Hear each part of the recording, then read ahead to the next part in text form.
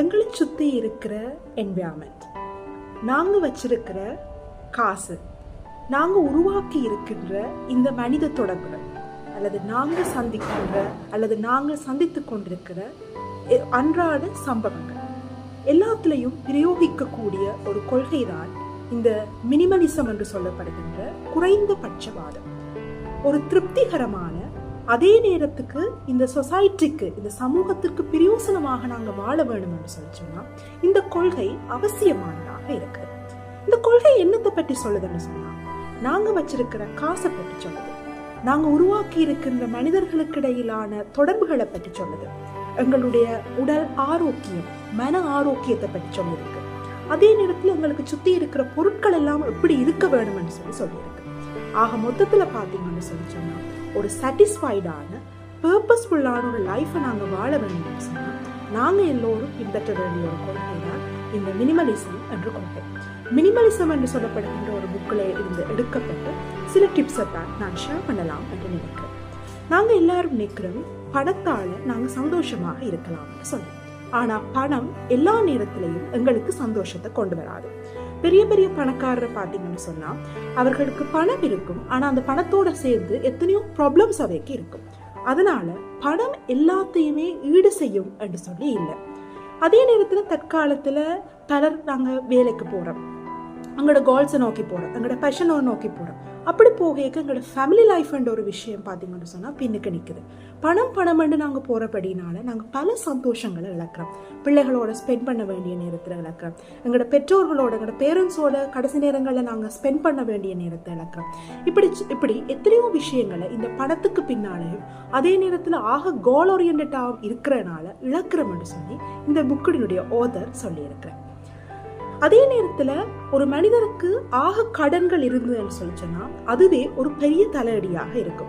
அதனால அவர் என்ன சொல்றாருன்னு சொன்னா, ஒரு மாசத்துக்கு உங்களோட ட்ரிப்ஸையோ அல்லது ஒரு மாசத்துக்கு உங்களுக்கு விரும்பின எல்லாத்தையும் செய்யறதை விட்டுட்டு உங்களை சுத்தி இருக்கிற கடன்களை நீங்க அடைச்சா கூட நீங்க சந்தோஷமாக இருக்க முடியும்னு சொல்லியிருக்கேன். அதனால எல்லா நேரத்திலையும் பணம் உங்களுக்கு சாட்டிஸ்ஃபேக்ஷனையும் ஹாப்பினஸையும் கொண்டு வரும்னு சொன்னா இல்லைன்னு சொல்லி இந்த ஆத்தர் சொல்லியிருக்காரு. ரெண்டாவது விஷயம், எங்களை சுத்தி இருக்கிற பொருட்கள். நாங்க பாத்தீங்கன்னு சொன்னா எக்கச்சக்கமான பொருட்களை வச்சிருப்போம். அந்த பொருட்கள் சில நேரத்துல என்ன யூஸ்ன்றே எங்களுக்கு தெரிஞ்சிருக்காது. எப்பயோ வாங்கின பொருட்களை இப்ப மட்டும் பயன்படுத்தாம சில பேர் சேமிச்சு வச்சிருக்கிற பழக்கம் எங்கள்கிட்ட இருக்கும். அதே நேரத்துல ஒரு பொருளை காணிக்க இது எதிர்காலத்துக்கு எங்களுக்கு தேவைப்படுமோன்னு சொல்லி தேவையில்லாம நாங்க எங்களோட வீட்டுல அதை குப்பை மாதிரி சேமிச்சு வச்சிருப்போம். ஆக அளவுக்கு அதிகமாக அவற்றை சேமிச்சு வச்சிருக்கிற கூட ஒரு சைக்காலஜிக்கல் ப்ராப்ளமாகத்தான் இருக்குது. அதனால ஒரு பொருளை எடுத்தா அந்த பொருள் எங்களுக்கு தேவையா, அது ப்ரெசன்ட் இப்போ எங்களுக்கு தேவையா, அந்த பொருளை வாங்குறதுனால எங்களுக்கு யூஸ்ஃபுல்லா இருக்குமா, இப்போ எங்களுக்கு யூஸ்ஃபுல்லா இருக்குமான்றதை நாங்கள் அவதானிச்சுதான் அந்த பொருளை வாங்க வேண்டும். அதே நேரத்தில் நீங்கள் ஒரு மாதத்துக்கு ஒரு முறையாவது உங்களுடைய க்ளாத், உங்களுடைய உடைகளாக இருந்தாலும் சரி, அல்ல உங்கள்கிட்ட இருக்கிற பொருட்களை பற்றி நீங்கள் ஒருக்கா வடிவாக பார்க்க வேண்டும். இந்த பொருள் எனக்கு இப்போ பயன்படுதா, இந்த பொருளோட யூஸ் என்ன, இல்லாட்டி அந்த பொருளை நாங்கள் ரிமூவ் பண்ணுறது உங்களுடைய மனதுக்கும் அதே நேரத்தினுடைய உங்களுடைய வீட்டினுடைய சுத்தத்துக்கும் பெருமளவு உதவி செய்யப்பட்டு சொல்லி இந்த ஆத்தர் சொல்லியிருக்கு.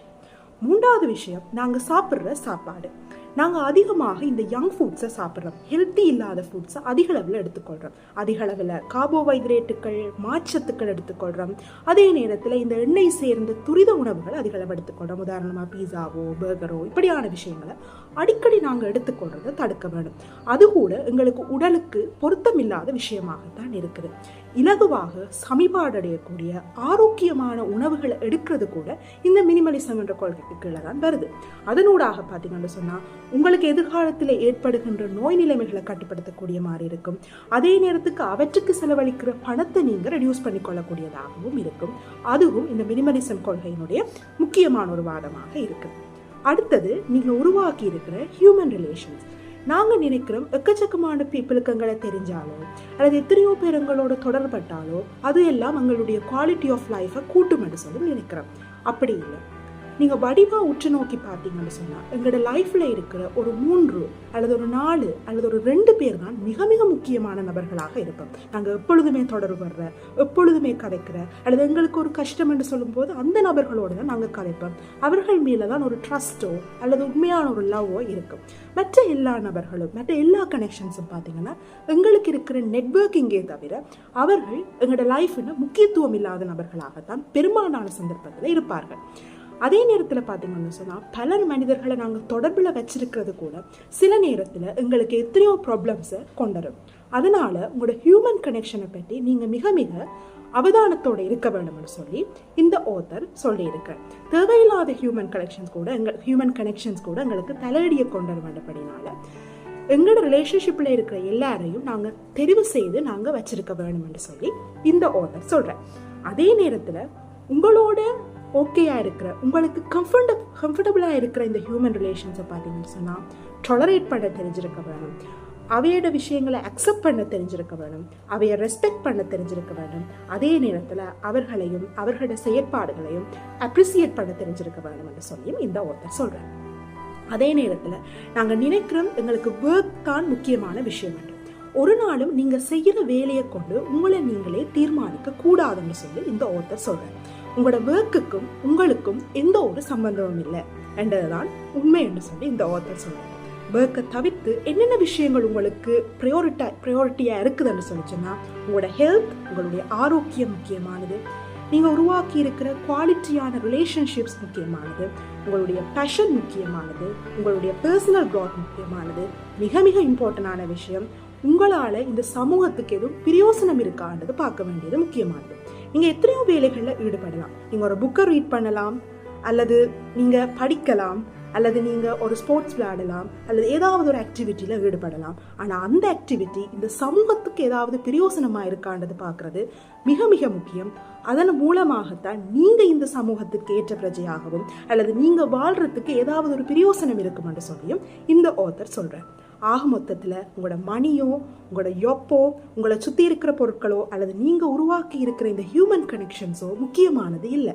நீங்கள் அதை எப்படி பயன்படுத்துகிறீங்க, எவ்வளவு தூரத்திற்கு குறைஞ்சபட்ச வாதத்தோட குவாலிட்டியாக அந்த விஷயங்களை நீங்கள் ஹேண்டில் பண்ணுறீங்கன்றதுல தான் உங்களோட ஒட்டுமொத்த பர்சனாலிட்டியும் உள்ளடங்கி இருக்குன்னு சொல்லி இந்த ஆத்தர் சொல்கிறேன். குறைந்தபட்ச வாதத்தை கடைப்பிடிப்போம். அதன் மூலமாக ஒரு சக்ஸஸ்ஃபுல்லான, ப்ரொடக்டிவான, பர்பஸ்ஃபுல்லான லைஃப்பை கொண்டாடுவோம் என்று சொல்லி இந்த காணொலியை நான் நிறைவு செய்து கொள்கிறேன். வாழ்க்கை வாழ்வதற்காகவே. நன்றி.